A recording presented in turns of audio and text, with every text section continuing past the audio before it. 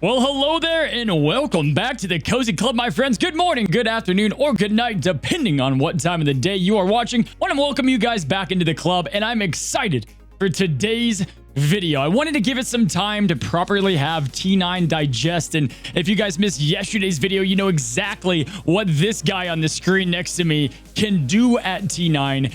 We're definitely starting to see the big differences from T8 and T9 characters. However, deciding what character to bring up can be pretty scary.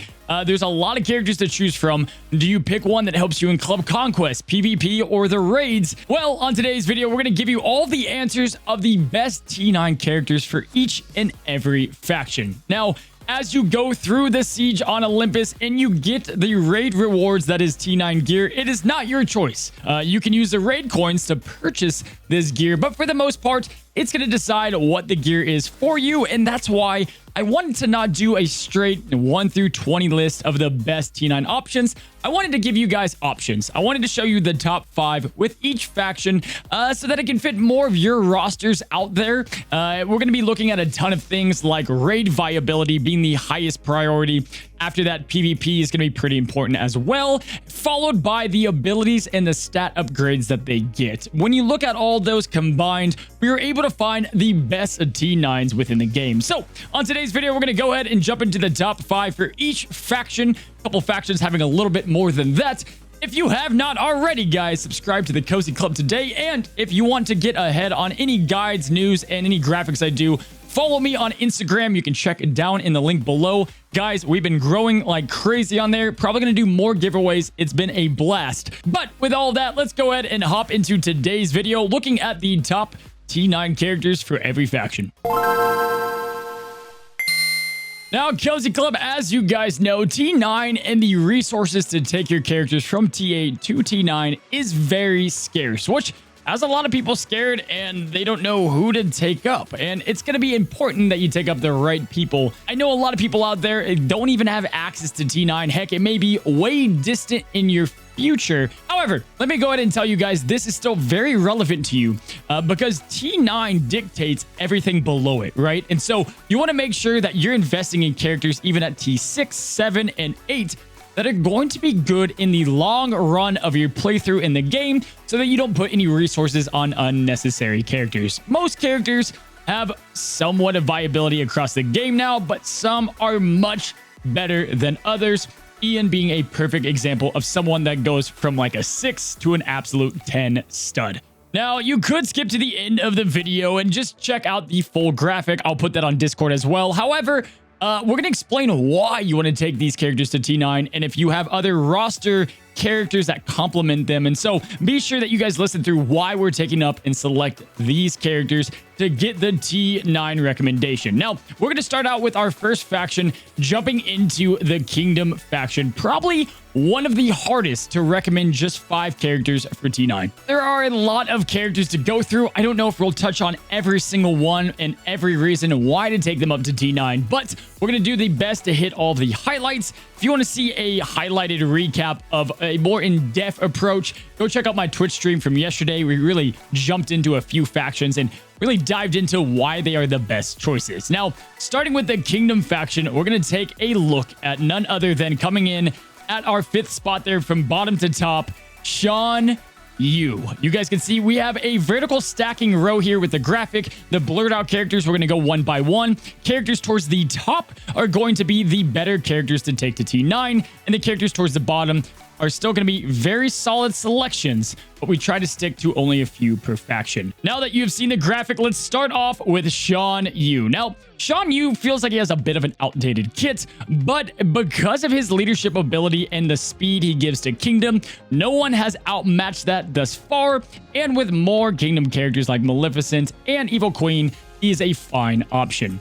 Looking at our next option, we have a split between 2 characters, Raya and Namari. Now, I have them both up right here, and I'll go ahead and tell you guys, Raya and Namari, it's going to depend on what you have. If you're heavily invested in the Kingdom villains, you want to go with Namari. If you're heavily invested into the adventurers, you want to go with Raya. They both get big compliments to their kits to quickly show you guys both of them are going to get the much needed, much coveted plus crit chance and plus crit power. That is going to be such a monumental change for two characters with big time AoEs. You have Warrior's Fury, and then you've got the Raining of Arrows with Burn Them Out of Namari, making them both great options with high offense on both of them. They're already so good, but this is going to add to their survivability and overall damage output. Coming in third for the Kingdom recommendations, we have Esmeralda. And Esmeralda, guys, she is just the queen of all trades. We use that term a lot, but Esmeralda, she works in so many different game modes. You know, we talked about PvP, we talked about raid viability. Esmeralda is going to help you in every single Titan against every single Titan. And the thing that I love about her the most is what she gets. Now, she is the top 5 fastest character in the game with ease and high speed under Shan Yu. But in addition to that, all of her abilities do so much. She gets double potency upgrades that's going to really add to the Feast of Fools, helping you reduce that 50% turn meter on the raid bosses a little bit easier. And then with that, indeed, she has her passive add a whole nother harmful effect to Flip, which is going to really help be a passive cleanser without even using her main cleansing ability in the Dance of Defiance. Now, on top of that, her passive with a 1-turn cooldown will activate on battle start, making her have both evasion and stealth and very hard to get to, but she's definitely an annoying character to deal with. That's what has her coming in at number 3.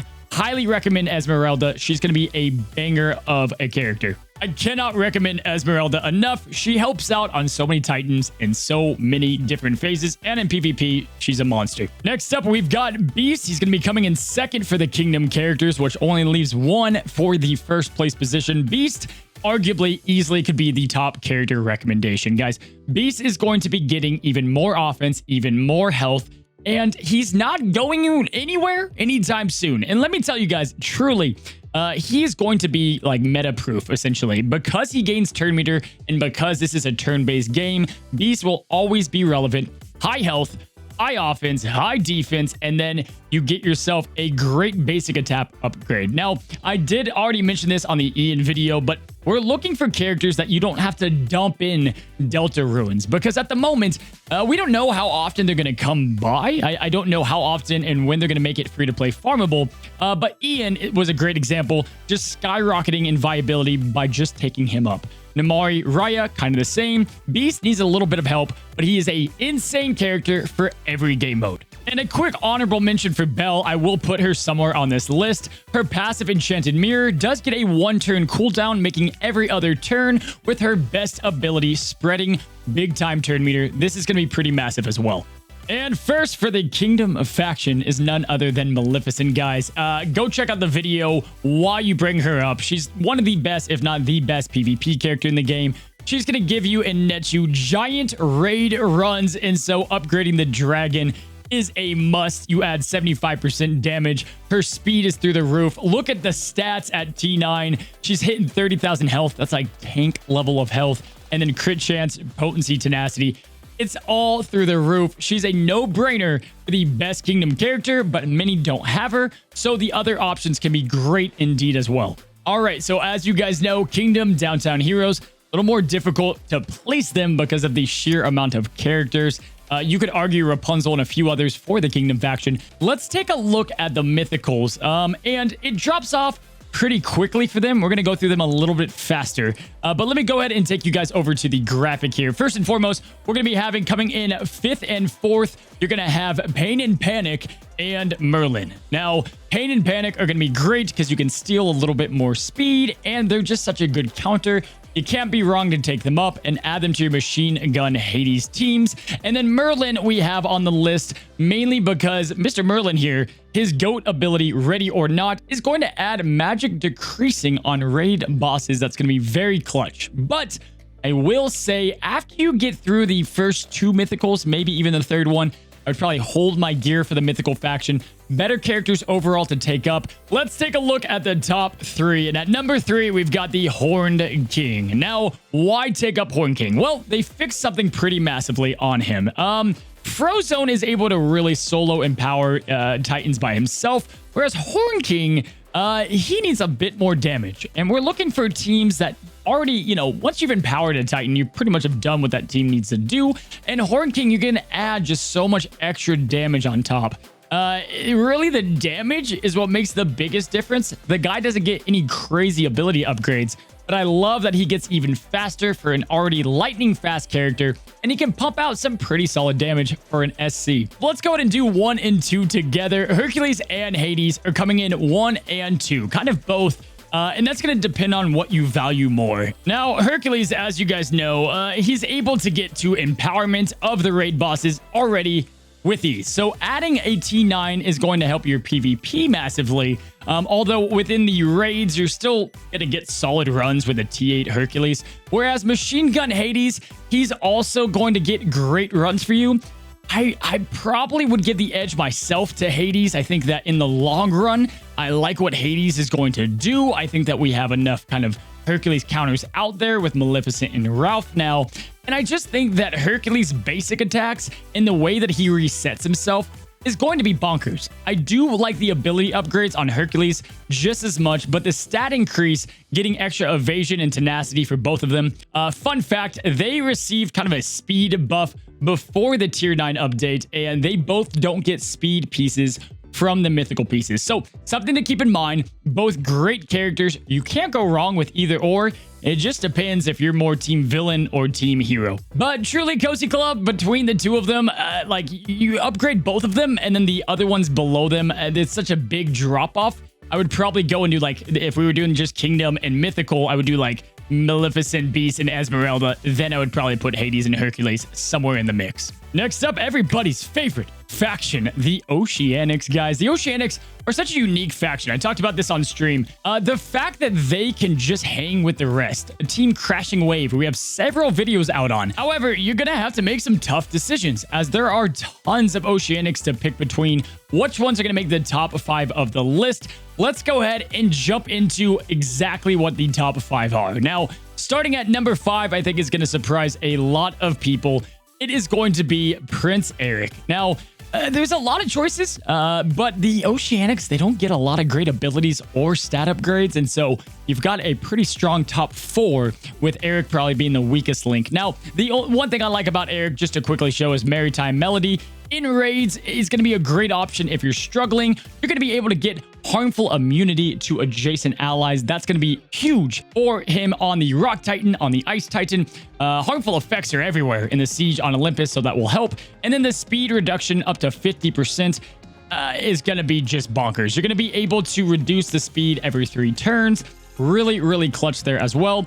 I like that Eric gets a lot of needed survivability, and he's going to be able to do his job just as well, but even better within the raids. Now, next up is going to be Maui, and I like Maui's kit. I think he gets some great upgrades, and Maui could easily be the 1 and 2 with the other Oceanics that we'll mention. Maui and his shields is going to get a massive upgrade with his leadership. He gets 30% shield gain on top of the massive shields that he gets already. That's going to still provide you the survivability against legendaries. And then on top of that, Maui is getting the extra speed that he needs. He gets a great kit overall. Maui's going to help you in every game mode. He continues to be clutch. And of course, when we talk about Moana, which no surprise, she's on the list, them two together might be an amazing option for your first couple of T9s. Now at number 3, we've got ourselves Ursula. And I talked about Ursula on stream. It was a bit of a tough decision where to put her. I will not fault you for taking the Evil Sea Witch up the very first person because she's got a great kit. And a lot of you worked very hard to get Ursula. The things that kind of take away from Ursula is they've built a lot of things to counter her.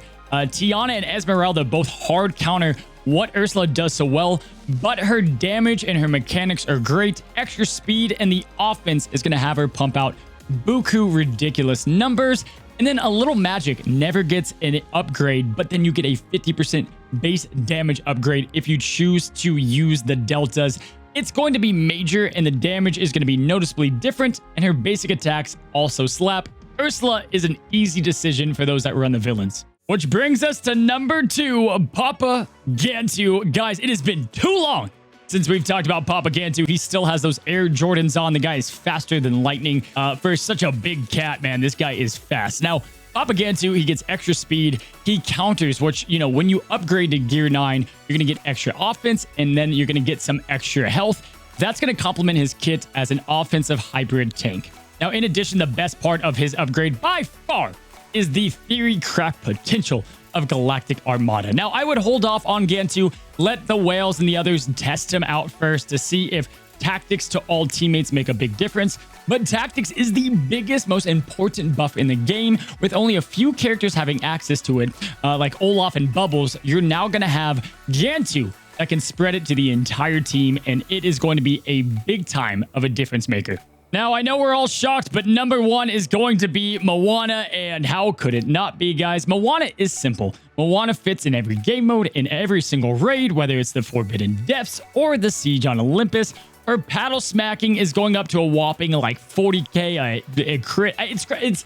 She is ridiculous at T9. She is pretty much a no-brainer of a character to take up. She gets good stats. She gets instant turns with Maui as a leadership, and her paddle smacking.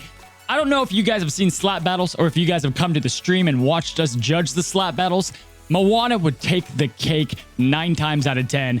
It's insane. She's an easy no-brainer option, and she can go with Slap Zone or other teams that have slow. Next is probably one of the hardest factions to do with the sheer amount of characters, and there's probably more than the ones I'll list today, but we have ourselves the downtown heroes. Let's quickly go through the ones that I chose for the top T9, but there's certainly tons of honorable mentions. Coming in at that number one coveted spot, we have ourselves none other than 3 characters splitting the load. I couldn't make up my mind. We have Dash, we have Ralph, and we have Mickey Mouse. Now, Mickey Mouse is a great option to really just add on to Disneyland Forever. The sheer damage is great, although you're not going to get yourself a lot of great ability upgrades. The stats alone is what we look for. No Delta ability upgrades on this guy. You're going to get him out of the box, and he's a great support character. Dash is going to add some extra oomph and really carry. We were able to get 400,000 with the Incredibles alone within the Siege on Olympus. Heads Up getting no upgrade, but the Dash getting a 50% bump up. He's going to get 5% more speed meter per crit hit. I mean, the guy is going to keep on hitting like a truck, although he is countered somewhat easily. And then Ralph is just straight stats. He has great stats. He's going to do more of what Ralph does already. I had to throw him on here. Great legendary and someone to consider. Now, coming in at number 4, we've got the new Princess Tiana, who is, without a doubt, one of the best characters in the game. Top 5, no question. She is definitely going to be even more important and more in the meta in this harmful effect meta that we are in. She's able to single-handedly kind of counter Maleficent in so many ways. But what I love about her is her upgrade to Cursebreaker, and then also getting that needed speed boost to pump out the gumbo pot and that kind of pre-taunt for your team. Cursebreaker, you can immediately take an action right after it goes. Tiana is just such a legit character. You definitely won't regret taking her up. Now, Hero Hamada, I will be brief, but Hero is pretty easily. If you like the Big Hero 6 and you want to continue with what they do well, he does get even more speed. Not like the pre-nerf days, but he gets even more speed for tech characters, which is going to make Big Hero 6 even better. If that is your thing and you want to live that 1 year meta that we had, you kind of can't not select him. I think it's a boring choice, but you might love Big Hero 6, and they're truly going to be one of the fastest teams without question. Speed is king. We'll see how it holds up against Maleficent. I don't know if it's going to carry a torch with all those harmful immunity or helpful immunity out there, but it's a great option nonetheless. Number 2 is Frozone, guys. Frozone is so good, man. Talk about a character that if you're not able to get like wailing like crazy, Frozone is such a great character to T9. He's going to single-handedly get you big-time 500,000 runs on the heroic, even with the Siege on Olympus. However, his passive is getting a massive upgrade. He's going to be able to do massive raid damage when there is slow and have a chance to proc. That only comes at T9, and that's extra damage that your Frozone can do. On top of that, he gets more offense, which is going to help him even more, and he gets himself more speed. Frozone, if he wasn't already so good, like he can already do so much at T8. You don't have to take him to T9, but he's a great option, and I would put him at number 2. And that leaves number 1. We talked about him all yesterday. I will leave it to the video we had yesterday. It's Ian. Go check out yesterday's video. We talked everything you need to know about why he is the most busted T9 character in so many ways in the raid and PvP, and I'm placing my marbles and my bets that he's not going to get nerfed. I think he's working as intended, and he's awesome, man. I love me some Ian. So go ahead and check out the video after this one and see what he does so well. Now, honorable mentions, we could have really talked about so many other characters. Donald Duck is great. Eve is good. Glitch, you can add onto her score. There's a lot of options for DTH, but I had to go with the ones we selected. Let's get on to the next faction, Downtown Villains, and we're going to go through pretty quickly here, but let me sum up why I think the DTV we selected are the ones to take to tier 9. Coming in at number 5, we've got both Corella and Dr. Facilier. They don't get anything crazy between the two of them, but both great characters that you won't regret taking up. I really enjoyed the both of them. Now, 5, there's not a lot to talk about with those two. Number 4, we're going to go ahead and I'm going to suggest Syndrome, who is kind of lackluster. I think he needs a bit of an update, but I can't ignore the possibility of this lead. 30% chance for villain teammates to gain crit power up 1 turn on their start. That's going to really add up both in the raids where you continually hit critical hits and also PvP. Man, he's going to be a project to get to T9, but I have good feelings about this one. At number 3, we've got Emperor Zerg, guys. Zerg is going to be absolutely monumental crazy, and there's not a lot to talk about. He's just going to do his job that he's been doing since the launch of the game, and he's going to keep doing it well. He's going to keep on pumping out the damage numbers, man. He is the damage king. No surprise there. Number 2 and number 1, we have the two newest characters you guys can see from the graphic, Demona and Xanatos. Now, Demona and Xanatos have buku damage numbers and synergy between the two of them. Amazing raid viability, amazing kits. I've got Demona 1 peg below Xanatos. Demona, you just want to take her up purely off her damage numbers, guys. I mean, you're getting 50% across the board, which is going to be amazing for that basic. She gets even faster, but then Xanatos is on a level of his own. Xanatos gets yet another plus 12 speed, making him well and above the fastest character in the game. That is going to set the meta straight. Once you get him up, he will be on my top 10 list, no question.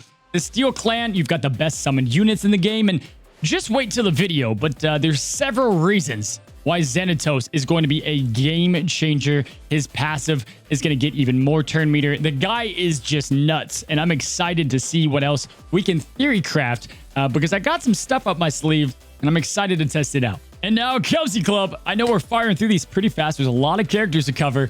We've got the Wilds faction. This is a long video. It had to be, but this one will go pretty quick. Let's take a look at the Wild faction and who we're going to update. Coming in at number 5, there wasn't a great choice for the 5th pick. I would give it to be either Pocahontas or Lily. Lily is going to complement The Rock, who's later on this list. Between Poca and her, I think they're both great options for the 5th spots. I wouldn't personally take them up for a while, but you can't go wrong with Lily. By the time you even get to, like T9ing her, you probably have other wild options later once they get released. At number 4, you have Merida. That's just strictly all about the damage, guys. Nothing much to talk about there, except that she is just a damage powerhouse. You're going to have to really put in some Delta runes for her, but she's great. She does what she does well now, but even better.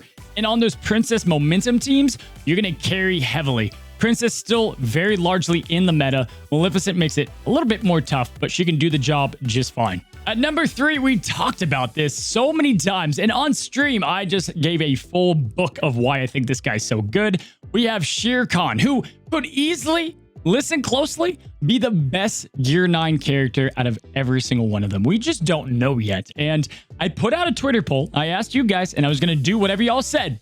Elsa or Shere Khan. You guys went with Shere Khan, or you guys went with Elsa by a landslide, so I didn't get to do Shere. However, Shere Khan gets speed, he gets double offense, Law of the Jungle already pumps out crazy damage. It's going to do even more damage, hitting like 50k a hit, but his passive increase speed meter by 30% after dealing a critical strike is just so much to absorb. This Law of the Jungle hits 6 times, so if you're telling me that we're going to go ahead and if we crit on 3 of those, we get 90% turn meter, even if it's a flat 30% gain just once, you can build assist teams. You can. He's going to be a one-man show. Shere Khan is going to rise above Zerg even in the damage that he can pump out.